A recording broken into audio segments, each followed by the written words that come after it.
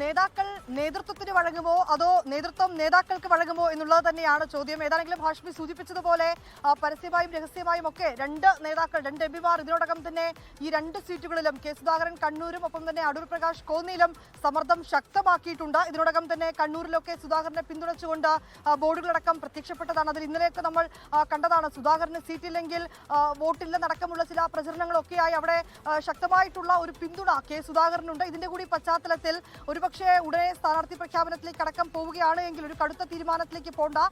നിലവിൽ ആ രണ്ട് സീറ്റുകൾ കൂടി ഒഴിച്ചിട്ടുകൊണ്ട് ഒരു അനുനയ ശ്രമം ഒരു ഭാഗത്ത് തുടരുന്നുണ്ട്. അതിനിടയിൽ തന്നെ ഒരുപക്ഷെ നേതാക്കൾക്ക് മുന്നിൽ നേതൃത്വം വഴങ്ങിയേക്കുമോ എന്നൊരു ചോദ്യം കൂടിയാണ് ഈ ഘട്ടത്തിൽ മുന്നോട്ട് വയ്ക്കാൻ കഴിയുന്നത്.